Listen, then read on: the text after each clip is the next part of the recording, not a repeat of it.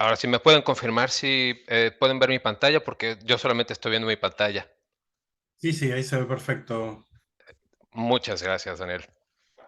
Entonces, bueno, recientemente acabamos de lanzar en el Esteno de Event Center Aarhus una iniciativa en donde buscamos conectar, ampliar la estrategia de internacionalización de la investigación del Steno Center y conectar con países y colegas de diferentes países de América Latina, incluyendo Argentina, México, Colombia, Ecuador, Perú.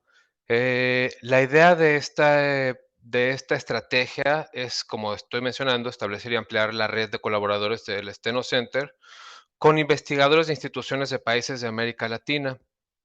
Eh, Esta estrategia la hemos pensado implementarla en un lapso de 3 años y cada año representa una fase de este proyecto. En 2024 hemos empezado por reunir a la gente y la manera en cómo pensamos reunir a la gente es organizando estos seminarios online en donde podamos establecer la red de colaboradores que tienen ciertos intereses en común. Y a partir de esto, en los siguientes años podemos establecer el desarrollo de proyectos en donde podamos hablar de cuáles son las bases de los proyectos y cuáles son los acuerdos que podríamos tener para que en un tercer año podamos ya establecer proyectos colaborativos y coaplicación a fondos. Pero para poder llegar a este momento, justo estamos haciendo este tipo de seminarios para poder identificar quiénes son las personas que están interesadas y en qué tipo de investigación en el campo de la diabetes es lo que más interesa. Y bueno, hablando un poco de los seminarios en línea, estos seminarios en línea son de una frecuencia mensual, en donde duran 1 hora y estos seminarios están divididos en 30 minutos en una plática y tenemos 30 minutos posteriores en donde hacemos una actividad de networking. Em, es diferente el horario, pero justo como acabamos de cambiar el horario de verano aquí en Dinamarca, bueno, ahora estamos empezando a las 9 de la noche y como hay diferentes países que no mueven el horario, decidimos movernos nosotros para dejar el horario como lo habíamos tenido en las presentaciones previas, que son 4 de la tarde Buenos Aires, 15 horas Santiago, 2 de la tarde Lima, 1 de la tarde Ciudad de México. Em, bueno, y esto es hasta aquí lo que tengo yo para empezar. Estamos muy contentos porque como parte de esta extensión de la red de colaboradores, al momento de invitar a Daniel, automáticamente tenemos una gran lista de participantes que no conocíamos y que estamos muy contentos de recibirlos. Y bueno, Daniel, sin más preámbulo, te doy la palabra y muchísimas gracias por estar el día de hoy con nosotros. Bueno, primero muchas gracias a ustedes por la invitación. Realmente estoy muy contento, muy entusiasmado con este proyecto y agradezco la idea también y la consideración de ustedes para con Latinoamérica. Me parece que el campo de la investigación es un campo de desarrollo al cual le tenemos que dar prioridad y América Latina tiene que generar sus propios datos. Así que, bueno, muchas gracias por la invitación. Voy a empezar a compartir. Y por supuesto que gracias a todos los asistentes. Me pone contento que se haya incrementado la audiencia. Esto me hace sentir como Boca Juniors o Independiente. Así que, bueno, sin más, vamos a presentar porque vamos a tratar de enlatar en 30 minutos. Ustedes me dicen si ahí se ve bien la presentación. Sí, Bueno, Perfecto. perfecto. sí. Bueno, vamos a tratar de enlatar en 30 minutos lo que son las guías prácticas de diabetes.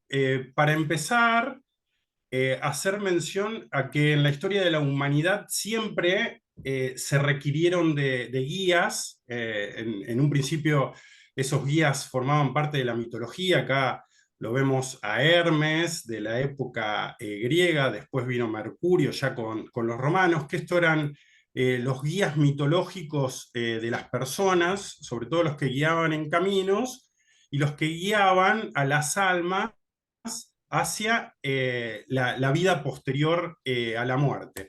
Pero en medicina también pasaba que se requerían de guías. Acá tenemos diferentes imágenes. En principio, la conjunción entre la medicina, sobre todo basado en lo místico, en lo mágico. Aquí más abajo tenemos quizás la primera guía de diabetes, que, bueno, los que estamos enfocados en esta patología conocemos este papiro que data de 1500 años antes de Cristo, donde ya se mencionan algunos síntomas de la diabetes, algunas posibles terapéuticas. Después ya este personaje de aquí arriba, que nosotros lo referenciamos como el padre de la medicina moderna, Hipócrates, nos dijo que los datos en medicina debían recopilarse y eso debían servir para la práctica. Después ya pasamos a una práctica donde los expertos eran quienes transmitían sus conocimientos y nosotros absorbíamos parte de ese conocimiento, todavía aún lo implementamos. Ahí vemos al médico residente pensando en este tipo de metodología de aprendizaje, pero ese aprendizaje o esas evidencias en algún momento tuvieron que ser ordenadas, tuvieron que ser metodizadas para que la práctica clínica no sea demasiado variable y conduzca a los mejores resultados posibles.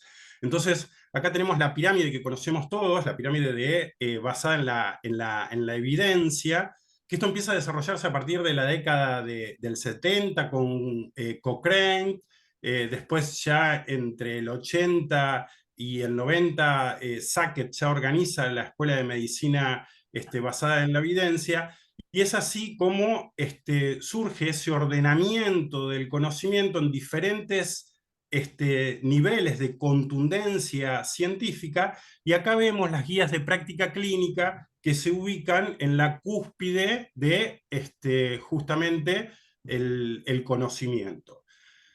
Si vamos a referirnos un poquitito a qué son las guías clínicas, para qué sirven, cómo se hacen, cuáles son las fortalezas y cuáles son las debilidades de esta, hay una definición que me parece la más acertada, la más clara, que es de Fiel, que se refiere a las guías de práctica clínica como un conjunto de recomendaciones que se desarrollan de una forma sistemática y que ayudan a los clínicos y a los pacientes en un proceso de toma de decisiones, sobre las cuales hay intervenciones que son las más adecuadas para resolver un problema o una circunstancia sanitaria específica. Es una buena definición y bastante clara a lo que se refieren con las guías de práctica clínica, y los objetivos de estas guías de práctica clínica van a ir enfocados hacia la salud de la población, en los cuales el objetivo es que se mejore la práctica clínica para que no haya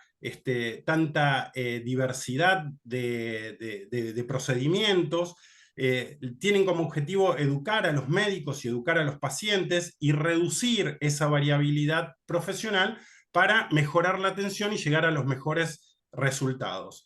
Y el objetivo en el formato de estas guías, que ahora vamos a ver cómo se confeccionan, es que facilita la revisión crítica de los conocimientos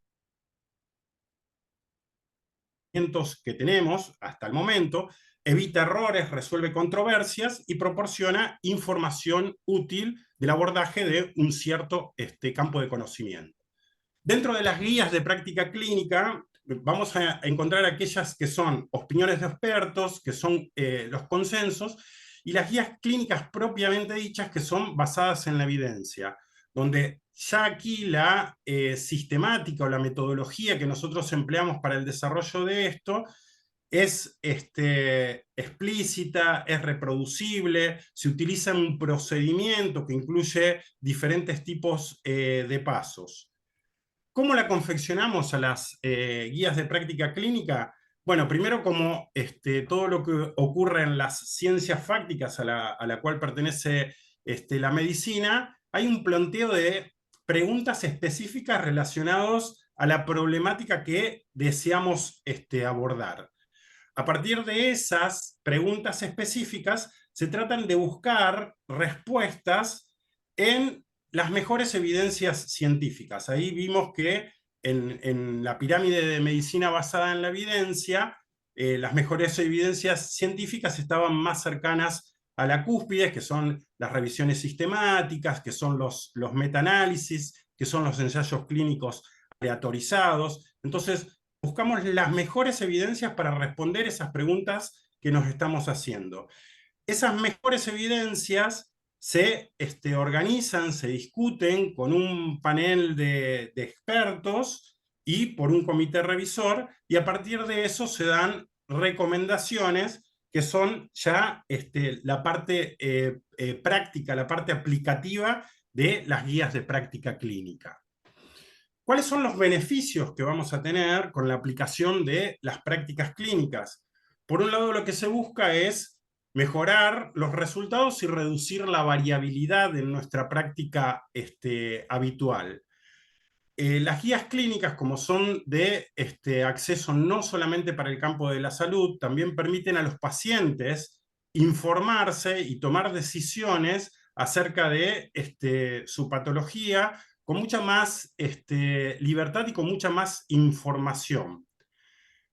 Otro de los objetivos o de los beneficios de las guías de práctica clínica es mejorar la relación costo-beneficio. En general, cuando generamos una guía de práctica clínica, estamos abordando problemáticas que pueden ser costosas en términos socioeconómicos. Entonces, esta relación costo-beneficio en las guías se ve favorecida. Ayudan a tomar decisiones clínicas de mayor calidad, aumentan la transparencia de la atención sanitaria, y aquellos que están en conocimiento y en actualización de las guías de prácticas clínicas, les proporciona un mayor reconocimiento de sus pares, de sus colegas. Lógicamente que, como todas las cosas, también tienen sus dificultades. Una es el costo en cuanto a la elaboración. Son procesos que requieren de un gran esfuerzo, de reunir un comité de personas expertas. Muchas veces en las preguntas que nos planteamos para hacer estas guías prácticas, la evidencia no da respuestas y por ahí hay que recurrir a cierta evidencia, sobre todo basada en la opinión de expertos. Muchas veces estas guías tampoco son universales, aunque se tratan de hacer de este tipo de expansión, entonces requieren de alguna adaptación local en el lugar donde se aplican. Y lógicamente, con el avance del conocimiento científico, con el mayor número de publicaciones, requieren de una actualización continua, a tal punto que hoy a estas guías de prácticas clínicas también se las llama guías vivas, porque prácticamente son actualizables año tras año, sobre todo en patologías que tienen mucho movimiento. En este caso, la diabetes es una de esas. Esta actualización continua las pasó a denominar guías vivas. ¿Cuándo es conveniente elaborar o tener una guía de práctica clínica? Hay varios puntos, pero vamos a mencionar 5 más importantes, que son cuando tenemos alguna problemática que tiene una gran variabilidad o que tiene incertidumbre en cuanto al abordaje que vamos a hacer. Cuando no hay un consenso generalizado de cómo manejar la entidad a la cual se propone la guía clínica, cuando hay problemas o situaciones clínicas de alto impacto social o económico, como dijimos antes, y cuando hay tratamientos o cuando hay pruebas para llegar al diagnóstico que tienen altos costos y que también tienen efectos adversos. Y cuando una práctica adecuada, esto quizás es la que redondea toda, cuando una práctica adecuada hacia una problemática puede reducir significativamente morbimortalidad producidas por este tipo de problemas. Entonces, si bien las guías clínicas no abordan la epidemiología, esto ya conocemos todos, que la diabetes es una enfermedad prevalente, que no solamente es prevalente, sino que va en un aumento creciente. Y que es el Atlas de IDF del 2019, refiriéndose a lo que es América Latina, nos da toda esta serie de números que son realmente alarmantes. Entonces, esto justamente es lo que a nosotros nos justifica que la diabetes debe tener una guía de práctica clínica para reducir los impactos socioeconómicos, para disminuir la variabilidad en la atención, para que todos los profesionales estén sintonizados en una misma Frecuencia. línea de tratamiento, en una misma Ujú. línea de acción. Entonces, esos 5 puntitos que hablamos de para qué se aplican o en qué tipo de problemáticas deberían aplicarse las guías prácticas clínicas, se cumplen justamente para diabetes. Y en diabetes, desde hace mucho tiempo, ya venimos teniendo diferentes guías de práctica clínica que fueron evolucionando en cuanto a la visión o en cuanto al enfoque que se le fueron dando a través del tiempo. Y yo creo que esto tiene mucho que ver también con el tipo de herramientas o el tipo de recursos de lo que vamos disponiendo con los avances científicos, con los avances en la farmacéutica. Entonces, en un primer momento quizás las guías de práctica clínica se enfocaban solamente al control glucémico. Después, cuando nos fuimos dando cuenta que controlando la glucemia no evitábamos morbimortalidad, no evitábamos complicaciones como patología cardiovascular, como progresión de la patología renal. Corrimos nuestro foco hacia ahí, corrimos nuestro foco hacia la obesidad, a tal punto que ahora estamos integrando todo este tipo de conocimientos que fuimos adquiriendo en el lapso de la historia, y de ese control glucémico metabólico, que es lo que nos define lo que es diabetes, lo que nos diagnostica la diabetes, vamos también a abordar ciertos condicionantes clínicos, pero con una razón bastante fundamental, que es poner a la persona, poner al grupo de cuidadores, de acompañantes, en el centro de estas guías, en el centro del tratamiento. Entonces, desde el año 2015 empezamos a pensar, se empezó a pensar en las guías de práctica clínica con un enfoque centrado en el paciente. Sabemos que la diabetes es una patología crónica, con lo cual la persona tiene que convivir durante toda su vida, y por lo tanto debemos llevar una especie de negociación con este paciente, primero para definir cuáles son las inquietudes, para ver cuál es el perfil de este paciente, poder tener decisiones compartidas en cuanto al tratamiento para lograr una mejor adherencia, implementar un plan de acción que sea factible de desarrollar y de llevar adelante con este paciente, evaluar la individualidad del paciente, el tipo de estilo de vida que tiene, las comorbilidades, las características clínicas, la motivación, el contexto cultural, y sobre todo el replanteo nuestro de ir revisando cada uno de estos procedimientos de tal forma de evitar la inercia clínica, prevenir las complicaciones en la población con diabetes y sobre todo optimizar o mejorar la calidad de vida de los destinatarios de las guías.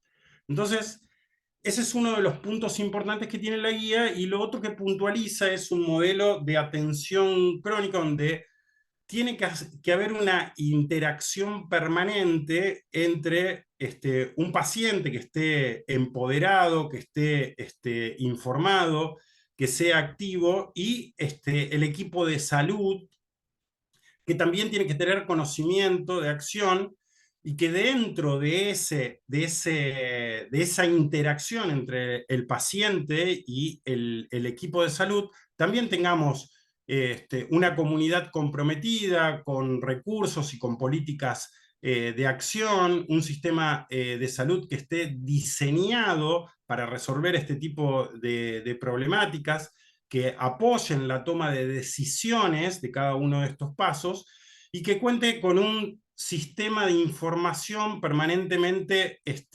actualizado, y un sistema donde podamos nosotros recoger esos datos como para ir perfeccionando y replanteando el sistema donde estamos trabajando.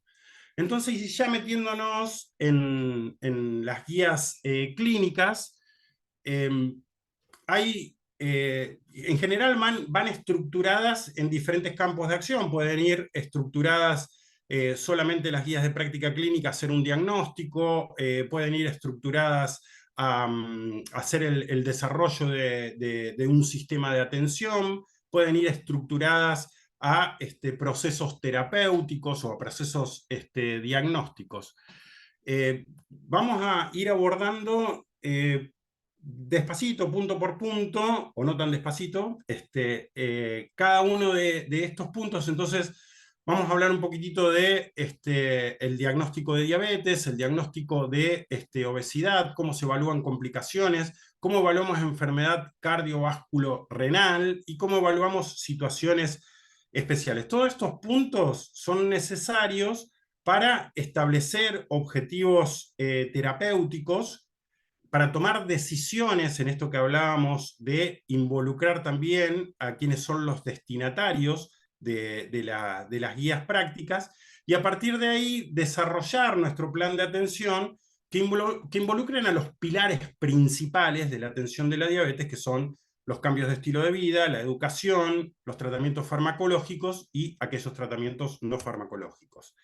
En cuanto a las guías, lo que hablan del diagnóstico de diabetes, esto prácticamente lo sabemos todo, pero las guías van introduciendo niveles ya previos al diagnóstico de diabetes, lo que se conoce como prediabetes, que tienen puntos de corte que se fueron modificando en los últimos años. La última modificación que fue el año pasado, donde establece ya a partir de un valor de 100 trastornos de glucosa plasmática en ayunas, un valor de 100, ya establece trastornos en el metabolismo de los glúcidos.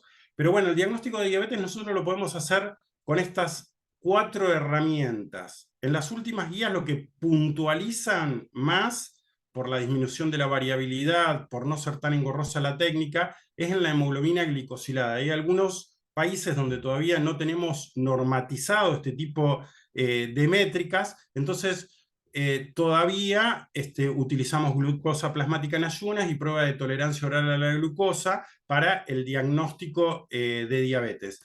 Estas 4 herramientas que tenemos, hemoglobina glicosilada, glucosa plasmática en ayunas y prueba de tolerancia oral a la glucosa, y una glucosa plasmática espontánea con presencia de síntomas, es la que nos van a definir si una persona tiene o no diabetes, o está en riesgo de diabetes, para definir el tipo de conductas que vamos a hacer. Para determinar esto es importante también el screening, que el screening lo podemos hacer en base a pesquisajes como scores, ver factores de riesgo del paciente, pero hoy en día se dice que todos los pacientes mayores de 35 tienen que tener una prueba, cualquiera de estas, para determinar si tienen o no diabetes, y si no tienen factores de riesgo y esa prueba nos da positiva, nos da negativa, esa prueba hay que repetirla cada 3 años.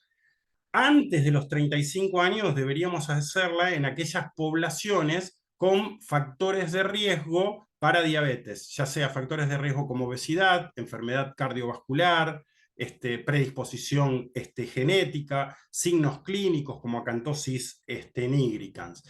Y de estas 4 pruebas, sí son necesarias de repetir en 2 oportunidades, no separadas de mucho tiempo de dilatación, las tres primeras que figuran aquí, y por supuesto que no, una glucosa plasmática espontánea, cuando, cuando nos da 200 y hay presencia de síntomas característicos de hiperglucemia. Entonces, de esta forma establecemos nosotros el diagnóstico de diabetes, y ese diagnóstico de diabetes también lo tenemos que complementar o confirmar con si hay presencia o no de obesidad. Esto es muy importante para dirigir el tratamiento, hacer un tratamiento de precisión o plantearnos los objetivos de controles que nosotros vamos a tener en nuestro paciente. El diagnóstico de obesidad se sigue haciendo por índice de masa corporal, pero como sabemos es un parámetro bastante ambiguo, por lo cual en las últimas guías también incorporan ciertos elementos como detección de presencia de adiposidad, medición de circunferencia de cintura, la relación entre la cintura y la cadera, entre la cintura y la altura, para determinar sobrepeso y obesidad. Esto, al igual que los parámetros glucémicos, si nos dan negativos, si no establecemos el diagnóstico, deben rechequearse periódicamente para ver si hay algún cambio y establecer un diagnóstico precoz. Tanto en el diagnóstico de diabetes como en el diagnóstico de obesidad es muy importante el diagnóstico precoz, porque lo que nos indica la evidencia es que cuanto antes nosotros intervengamos en este tipo de patología, mayores beneficios vamos a tener. El otro punto es evaluar las complicaciones. Todos sabemos que la diabetes tiene complicaciones asociadas a patología microvascular y a patología macrovascular. En general, esas complicaciones, la patología microvascular, está muy relacionada con el control glucémico, con la hiperglucemia, mientras que la patología macrovascular no tiene una contundencia en cuanto a la relación hiperglucemia, patología macrovascular, pero lógicamente que también incide, como se muestran en algunos estudios clínicos. Entonces, dentro de las complicaciones que nosotros podemos tener, retinopatía, neuropatía, complicaciones a nivel bucal, complicaciones cardiológicas, renales, complicaciones circulatorias periféricas, tenemos que establecer un screening de control en aquellos pacientes que tengamos ya un diagnóstico de diabetes, que en la diabetes de tipo 2 ese screening tiene que comenzar en el mismo momento del diagnóstico de diabetes. Y que de arrojar resultados negativos deben ser evaluados por lo menos una vez al año, y si hay indicios de algún compromiso, los controles tienen que ser más periódicos. Entonces, vamos a evaluar retinopatía con un examen oftalmológico, generalmente, y en particular un fondo de ojo, y después profundizar con algunos otros tipos de estudios. El control de salud bucal lo podemos hacer con un especialista odontológico. El control de neuropatías, en general tenemos el test de sensibilidad por monofilamento, tenemos el test térmicos, test de vibraciones. Todo esto nos puede establecer la presencia de neuropatías.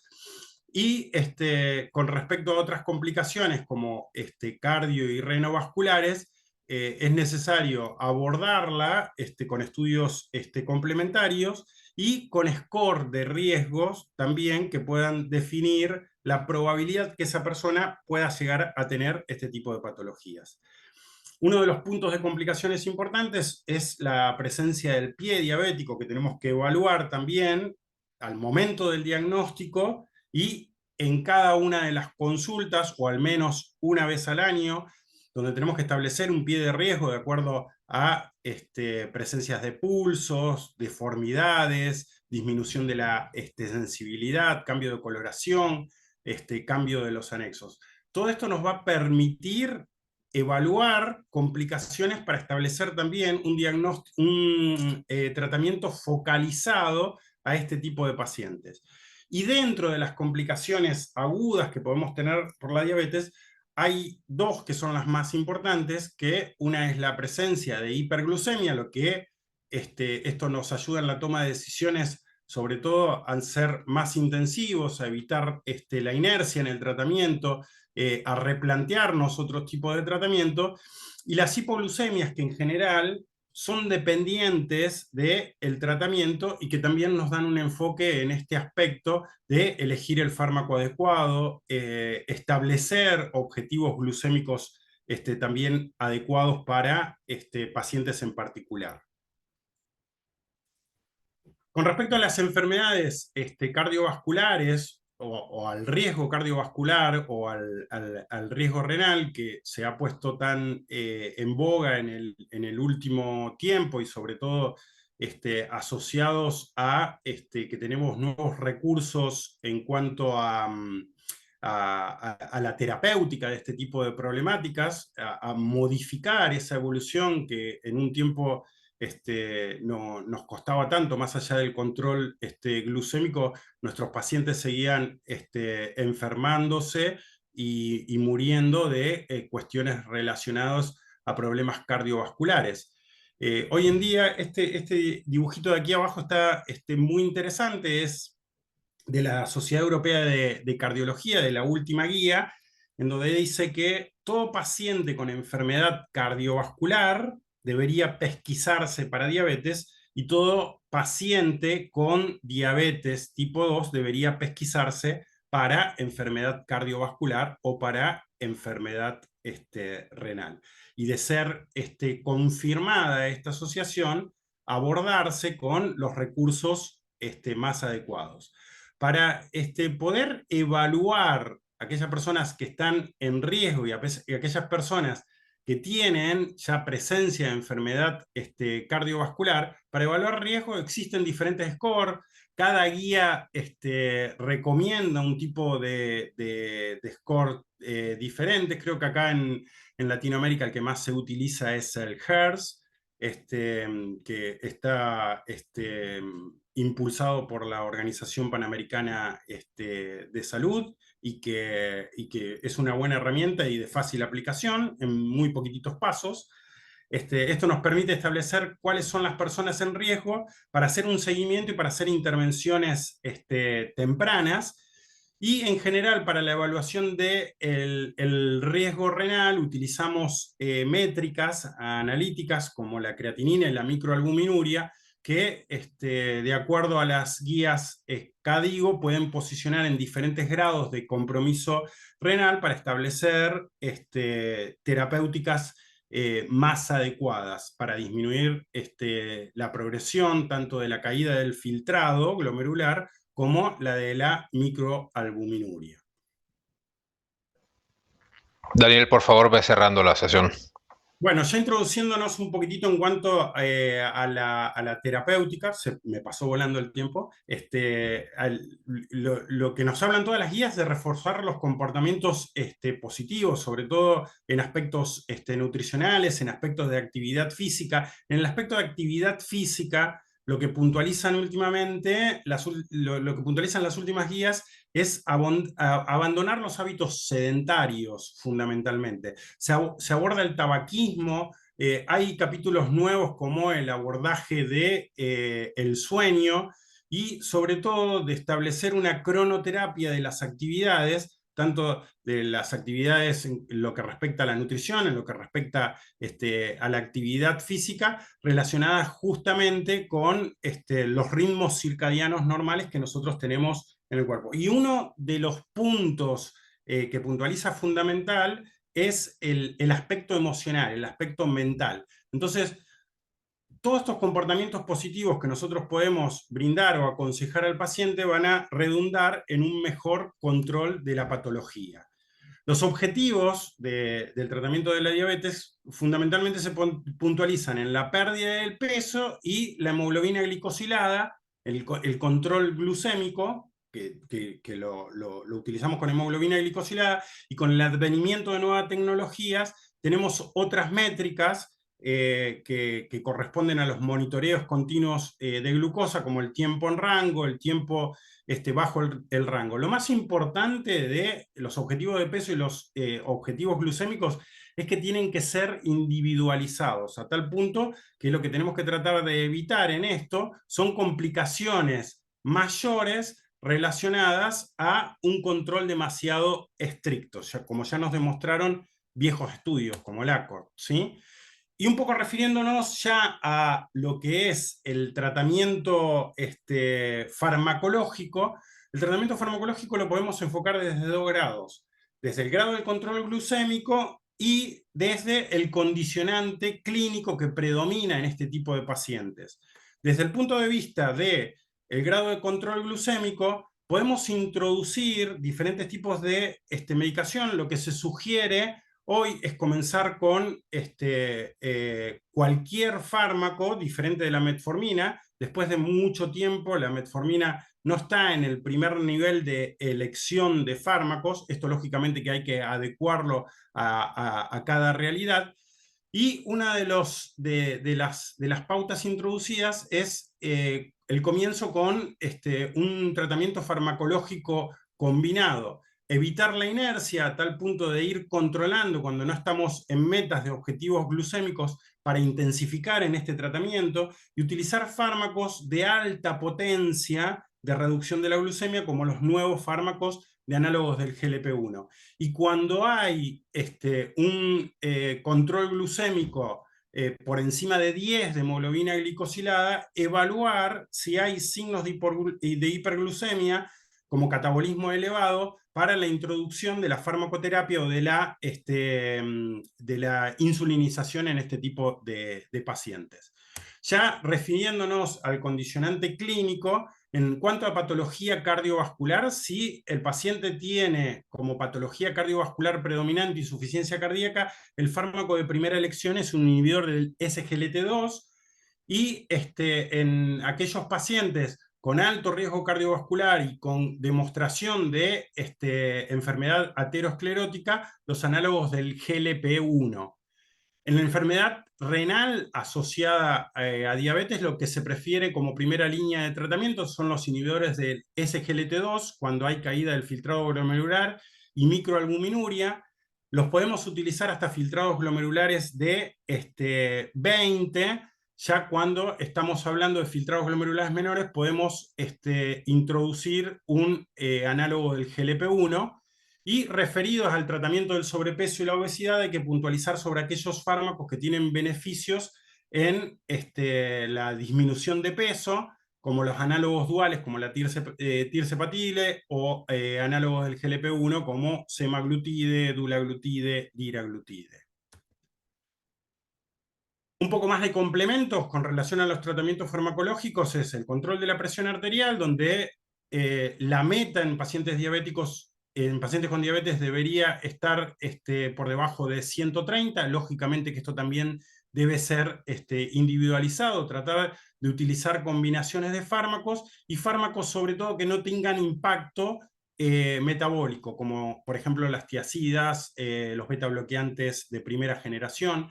El control lipídico es muy importante también en los pacientes con diabetes, a tal punto que un paciente con diabetes está clasificado dentro de las personas de alto riesgo cardiovascular y prácticamente todos los pacientes deberían tener introducida una estatina de moderada intensidad, y en la medida que van aumentando el riesgo cardiovascular o presentando patología cardiovascular, intensificar este tratamiento con estatinas. Y ya para finalizar, en este rápido resumen de las guías y apurado por Omar, bueno, le voy a decir que la medicina es una mezcla de arte y ciencia a través de la cual el conocimiento científico y el descubrimiento crean una base para el arte de la deducción y la aplicación, para llegar a un diagnóstico correcto y seleccionar una terapia adecuada. Entonces, no debemos olvidar las guías, pero tampoco debemos olvidar la experiencia y lo que nosotros vamos aprendiendo. Y todas nuestras decisiones tienen que estar basadas en estas dos cosas, pensando que el destinatario que nosotros tenemos es una persona.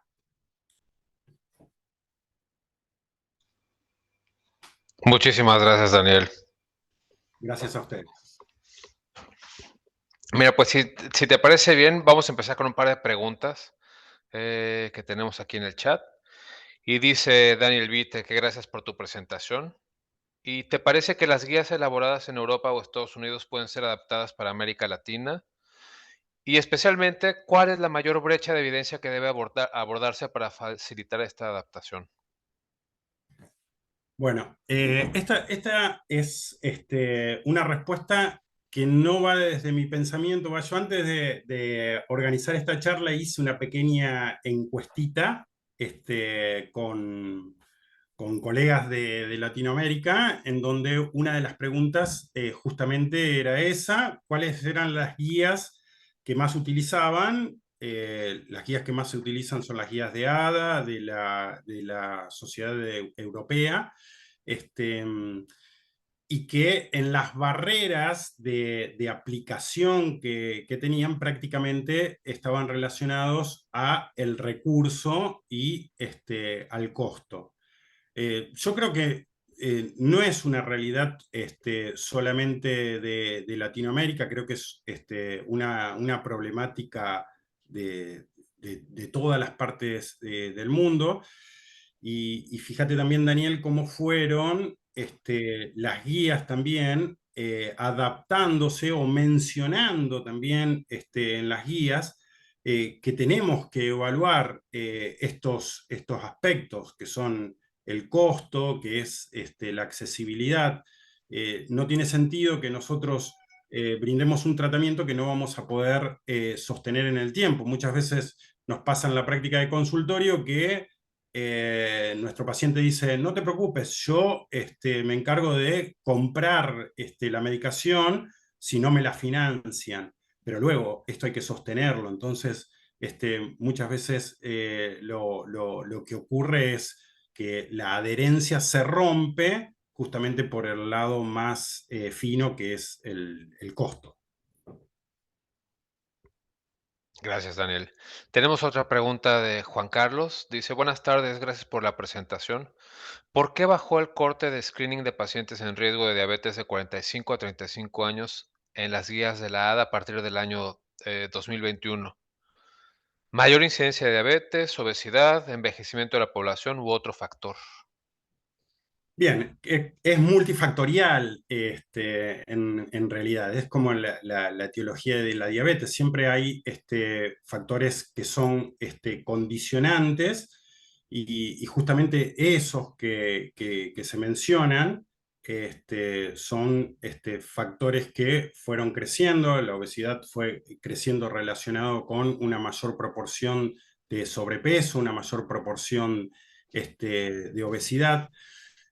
Por un lado, tienen que ver esos factores que fueron los que precipitaron que se busque un screening anterior, y por otro lado, la evidencia ante que una intervención más temprana en pacientes tiene muchos mejores resultados. Esto tiene que ver con las remisiones. Cuando nosotros tomamos la diabetes en etapas primarias, en personas con sobrepeso o con obesidad, y implementamos herramientas como para controlar ese factor, y luego esos pacientes ya no requieren más de tratamiento para las hiperglucemias.